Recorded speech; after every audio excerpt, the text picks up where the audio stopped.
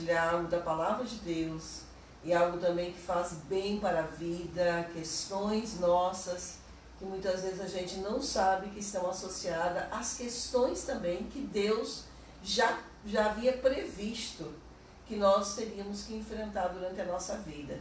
E às vezes a gente acha que isso está desassociado da questão da nossa vivência com Deus. Então eu gosto muito de pensar nessa questão de uma teologia prática, de uma Bíblia que responde às questões do nosso dia a dia. Então nós convidamos hoje o Espírito Santo de Deus para se fazer presente na sua vida, na minha vida, que ele seja esse nosso interlocutor aqui, esse que na realidade traz a revelação da palavra, esse que está interessado em fazer com que nós nos aproximemos de Deus.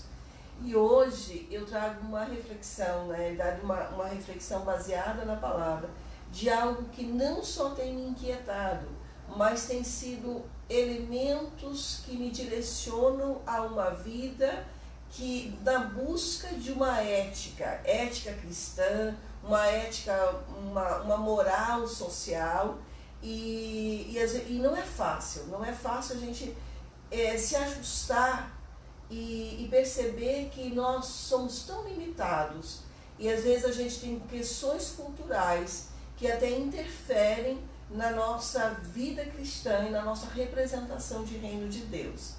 Então o nosso alvo hoje, o nosso objetivo com essa ministração é entender que não adianta eu identificar falhas na minha formação de caráter, falhas da nossa cultura, que muitas vezes impedem de que eu seja um verdadeiro representante de reino de Deus. O que eu quero falar? Quantas vezes nós somos pegos em meias palavras, digamos assim? Quantas vezes nós somos pegos fazendo, tendo atitudes, fazendo alguma coisa que não é ético, socialmente, não é certo.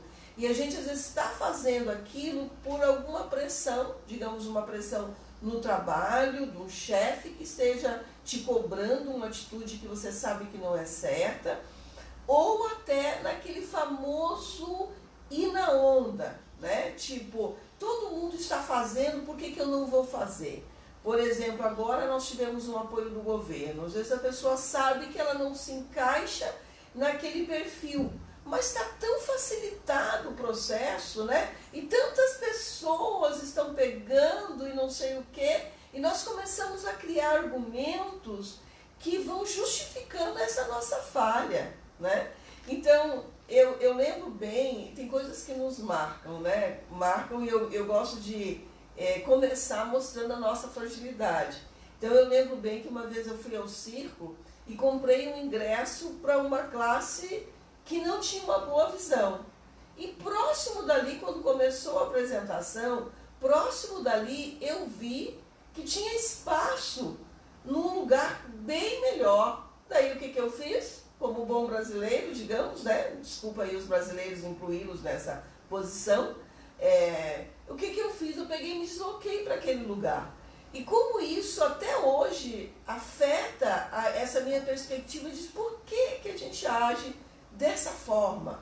Por que nós não aproveitamos, por que nós aproveitamos essas liberdades que nós temos e não cerceamos um padrão moral que não é só um padrão cristão, mas principalmente um padrão daquelas pessoas que têm uma responsabilidade social, uma responsabilidade cidadã, de saber que os outros também estão aí e que existem direitos, a questão de ter os seus direitos e os seus deveres. É mais do que sabido a questão de fila, O que eu olho quando a gente fura uma fila? Eu olho que eu estou dizendo para as outras pessoas que eu sim, de alguma forma eu estou dizendo para elas que eu sou melhor do que elas, que eu sim mereço avançar, eu mereço estar naquele lugar. É uma expressão de orgulho enorme. Eu vou repetir, é uma expressão de orgulho Por quê? Porque eu estou dizendo indiretamente que eu sou melhor do que os outros. Que eles podem esperar na fila, mas que eu não posso. Que eu tenho mais ocupação, que eu estou mais apressada. Entendeu? Então, são essas questões que nós nos avaliamos. E parabéns para você, que se você se avalia, você diz, não, eu sou um cidadão que estou de parabéns. Né? Então, repriso, parabéns para você. Mas a maioria de nós somos pegos nessas falhas. E quando a gente é pego nisso, a gente vai olhar então que é muito fácil e nós temos um padrão de justiça tão elevado que a gente cobra, por exemplo, nós cobramos a ética dos políticos e devemos cobrar, nós cobramos a ética das administrações públicas e devemos cobrar. E eu não quero justificar, quero dizer bem que eu não quero justificar essas falhas, mas eu quero que você reflita que nós precisamos de uma mudança real, interna em nós, para que a gente consiga viver esse alto padrão de que a máquina, ela não nos influencie, para que a pressão externa não influencie e nos coloque realmente numa linha de uma moral que não é uma busca pelo esforço próprio. Então, como isso pode acontecer? Com a ajuda da palavra de Deus e com a ajuda de Deus. Então, o que eu coloquei como alvo e como objetivo da nossa palavra hoje? De que quando eu ajusto a minha identidade, eu tenho, consequentemente, um direcionamento do meu propósito. E que propósito é esse? É o meu propósito de vida com Deus e é o meu propósito de cidadão nessa terra. Esse é o nosso alvo. Se eu não ajusto a minha identidade, não adianta eu olhar as falhas, não adianta eu dizer, não, hoje eu estou agindo com ética, mas amanhã eu erro de novo. Hoje eu vou pensar nisso, mas amanhã se não tiver ninguém me olhando, como que eu vou estar agindo? Porque na realidade, o nosso padrão ético é, independente de quem esteja nos vendo, independente se seremos vistos ou não, nós mantemos aquele mesmo padrão. Se nós olharmos, eu quero que você faça uma real análise social hoje das pessoas que estão nos presídios e das pessoas que estão fora. Qual é a grande diferença? A grande diferença é que aquelas pessoas, a justiça pegou, eles foram pegos no ato e eles foram levados a juízo. Mas há muitas pessoas que não estão na prisão e que mereciam estar lá também. Muitas pessoas que ocultaram mortes, muitas pessoas que cometeram erros e não estão lá. Então, quando a gente olha para isso, e eu quero refrisar, não é para que você olhe e que você só identifique. É que em Cristo nós temos uma solução, que é a nossa identidade. Então, não importa se você é uma pessoa que diz assim, puxa, eu tenho tantos desajustes, às vezes familiares, às vezes tem pessoas que foram criados na mentira, imerso em mentira, que não conseguem falar a verdade. Eu conheço pessoas que você olha para ela, você sabe que ela está mentindo, mas ela tem tanta convicção daquela mentira que ela acredita na mentira. Então eu pergunto, como essa pessoa pode mudar? Mudando, ajustando a sua identidade. E o ajuste da sua identidade é em Cristo Jesus, conforme a gente vai ler agora na palavra. Então vamos para a palavra do Senhor, que é algo que pode nos mudar verdadeiramente. Então, não quero agora que você se autoculpe, não quero que você agora diga, eu sou isso mesmo, eu não vou usar uma expressão, não presto, não é isso. Eu quero só mostrar que assim somos. E isso é a nossa consequência do pecado. Nós somos feitos assim. Nós temos uma tendência, a Bíblia vai dizer que nós somos tendenciosos para o erro, para o mal. Mas a palavra de Deus vai me dizer que há uma esperança. Então, Efésios capítulo 1, versículo 3 vai dizer assim, bendito seja o Deus e Pai de nosso Senhor Jesus Cristo, que nos abençoou com todas as bênçãos espirituais nas regiões celestiais em Cristo. Então, como eu ajusto a minha identidade? Eu ajusto a minha identidade quando eu aceito a palavra como a verdade de Deus para a minha vida. Então eu olho esse versículo e eu digo assim, olha, que Deus seja louvado, porque eu sou abençoado. Primeiro fato, você pode olhar então, vendo esse contexto que eu formulei nessa introdução, você vai dizer, não, eu fui criado numa família desajustada, eu fui isso, eu fui aquilo, eu tive só experiências negativas, eu sou, como muitas pessoas eu ouvi, que haviam estado presas, né, a lei havia pego, e havia sempre um discurso de que, quando eu perguntava assim, como que ele via o ato que havia cometido? Vários me disseram assim, não, o que eu fiz nem se compara com o que os políticos fazem. O ato que eu cometi de roubar aqui, de tirar de uma pessoa e outra, eu tirei de uma pessoa sem violência. O que eles fazem, estão tirando o pão da boca de crianças de escola, daí vem com um discurso justificando que a sociedade o levou a essa prática, que a pressão social fez com que ele hoje se tornasse um ladrão, se tornasse uma pessoa hoje que comete tantos atos falhos. Mas quando a Bíblia me diz que eu não sou isso, eu não sou isso, eu não sou fruto dessa sociedade, eu não sou fruto dessa família que pode ter me criado, eu sou abençoada. Eu sou abençoado. E daí eu vou ver em outros discursos desse mesmo grupo, pessoas que aproveitaram oportunidades, estudaram, foram atrás. Mas o que motiva, o que leva? Principalmente quando eu compreendo a palavra de Deus, quando eu ajusto a minha identidade. Então o ponto é não ser maldizente, queixoso, pessoa que só olha para a sua vida, sempre é derrota, sempre é uma situação de, como a gente diz assim, uma conspiração em sua volta. Não, a palavra me diz que eu sou abençoada com toda sorte de bênção. Sou abençoado. Então aonde estão essas bênçãos? Abra hoje os teus olhos pela ação do Espírito Santo de Deus, e Deus vai te mostrar além daquilo que você está visualizando. Veja que você é abençoado. Outro ponto. Porque Deus nos escolheu nele antes da criação do mundo para sermos santos e irrepreensíveis à sua presença. Então, alvo 2 para a minha identidade. Eu sou amada. Quando Deus projetou o mundo, até mesmo quando estava um caos, quando Deus projetou, Ele fez tudo pensando no meu bem, para mim. Então, quando fala em predestinação, é isso.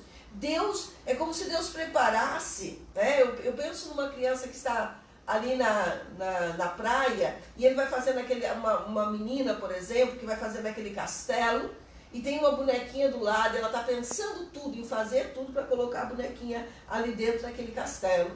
Deus projetou tudo. A Bíblia está dizendo, antes da fundação do mundo, para que eu fosse separada dessas situações em minha volta, que é o santo. O que é ser santo? Santo é ser separado. Não ser encontrado em mim essas falhas de caráter e tudo que nós estamos apontando. Pela ação de quem? Pela ação do Espírito Santo, que me direciona não a tentar fazer isso pelas éticas, somente pelas éticas morais, né? Mas pela ética espiritual. Essa sim é que me dá uma grande conquista e uma grande mudança. Continuemos. E em seu amor nos predestinou para sermos adotados como filhos, por intermédio de Jesus, segundo a benevolência da sua vontade, meu Deus. Então, aqui eu tenho, queridos, a minha maior convicção da minha identidade, de quem eu sou. E eu pergunto, quem você é? Quem eu sou? Sou filha. Sou filha de Deus.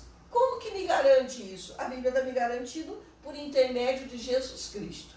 Então, se eu creio no poder da cruz que Jesus Cristo morreu, que Jesus Cristo ressuscitou, e que esse ato do Filho de Deus me dá o direito de ser filho de Deus. Então, quando eu olho, o que a Bíblia é? O que a Bíblia é? A Bíblia é um testamento. Um testamento na área jurídica é um documento que respalda o direito de um cidadão a uma herança. E esse testamento hoje, ele está me dizendo que eu tenho sim um direito. Que direito é? Se em Jesus Cristo eu tenho um direito de ser filho de Deus.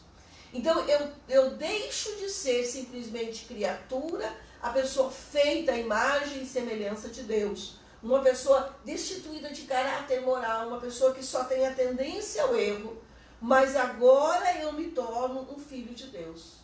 Então, a Bíblia me dá essa identidade. E nessa identidade, eu me ajustando nessa identidade, eu me olho e eu digo, como filho de Deus, essas atitudes não me pertencem.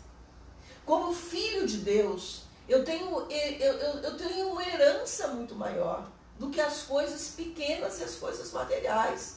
Por que é que eu vou me deixar corromper por tão pouco? Por que é que eu vou me deixar seduzir por tesouros falíveis nessa terra? Por que é que eu vou me deixar ser levada, né, por pressões de grupos em minha volta que não têm autoridade sobre mim? Porque a minha maior autoridade é Deus, e é nele que está forjado o meu caráter, a minha identidade. Então, se nós vivêssemos esse princípio de identidade cristã, nós não teríamos problema com a corrupção que nós estamos vivendo.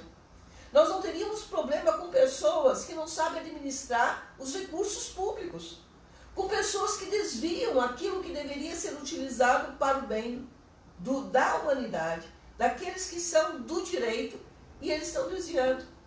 Eu penso sempre que administrar o recurso público é como se você entrasse dentro de uma casa que você está sendo pago para administrar, digamos, ser um administrador daquela residência, e você começa a assumir, né? É quase como aquele filme Parasita, que teve prêmio aí. Você assume uma postura e você quer tudo aquilo do outro para você. É um verdadeiro parasita, realmente. Mas voltemos à palavra. Então, a minha identidade eu sou filho de Deus. E quando...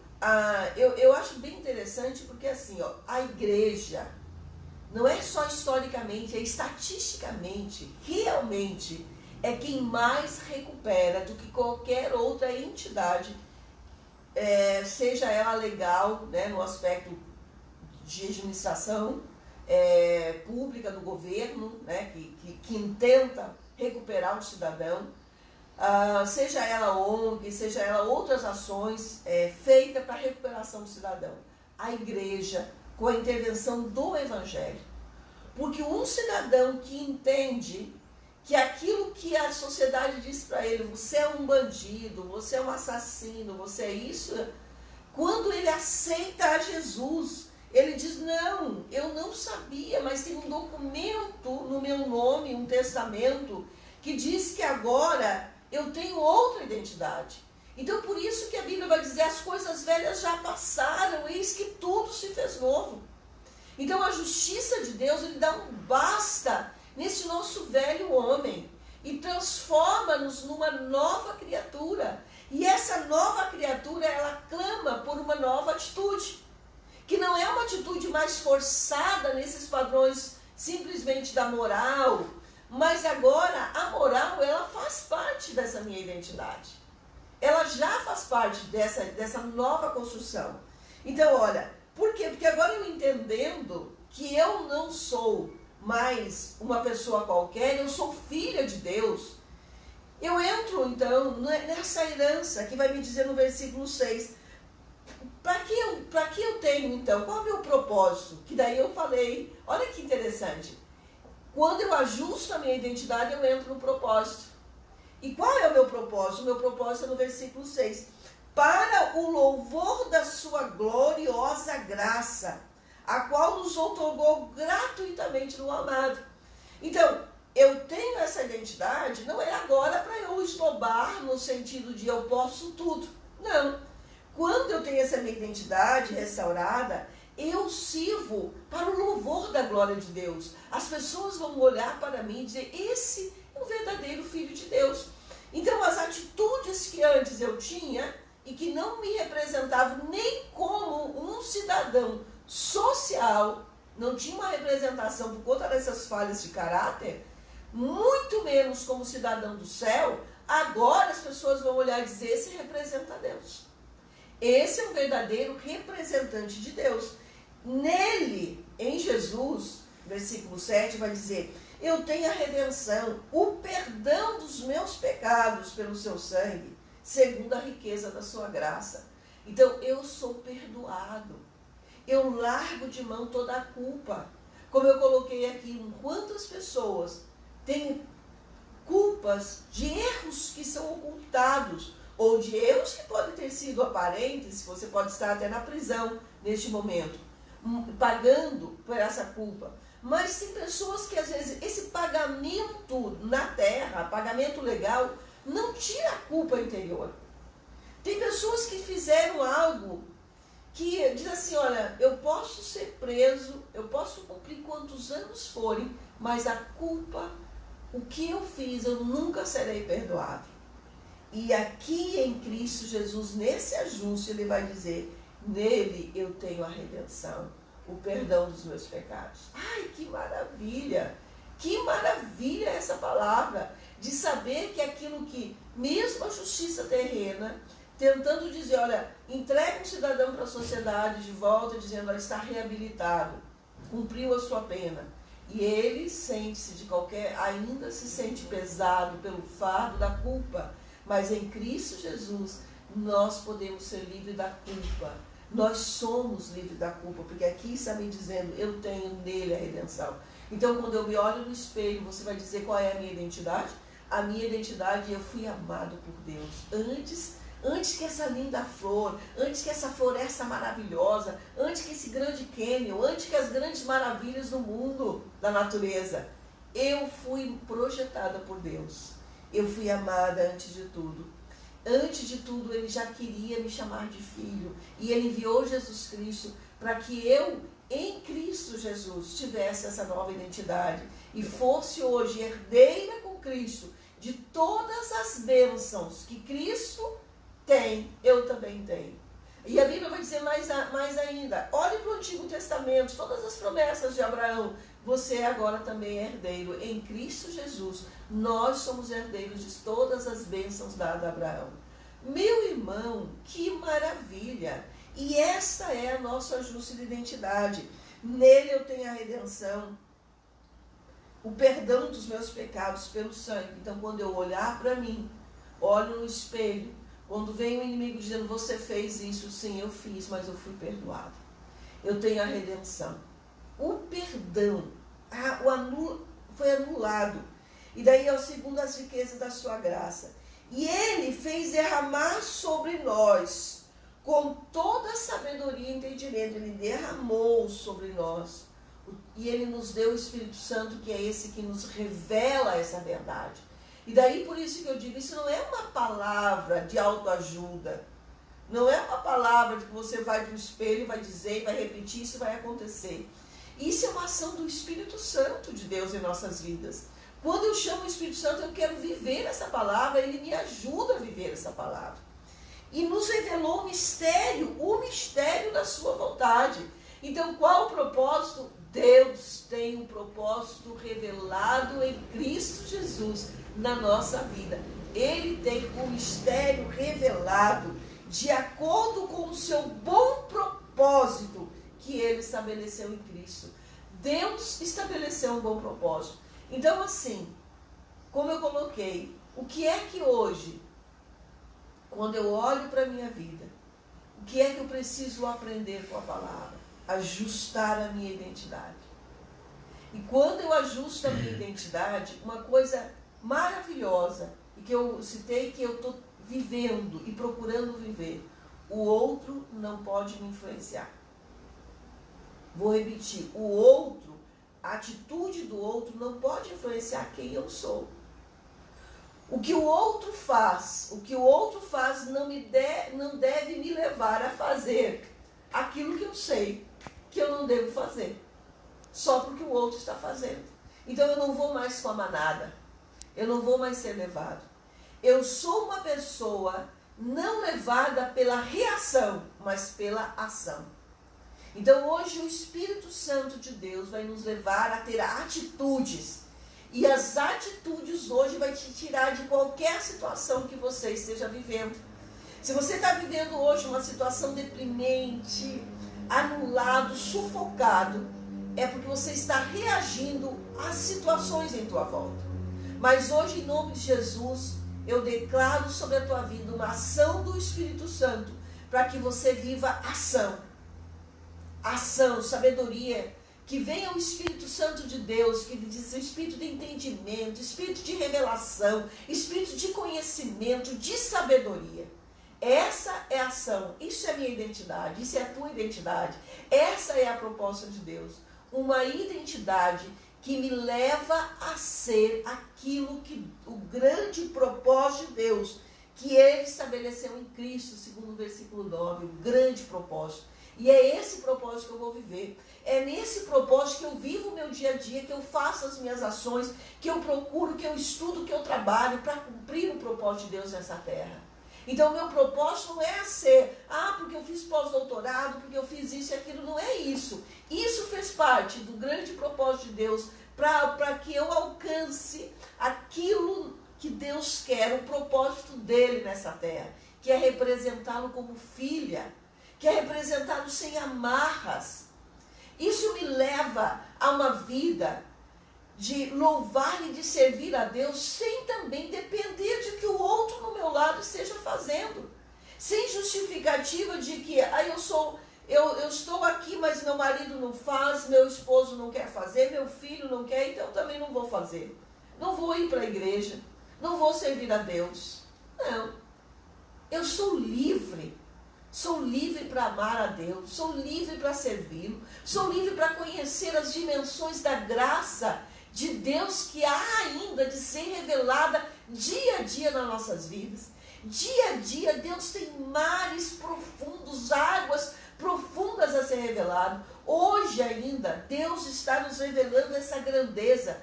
Não seja prisioneira das circunstâncias.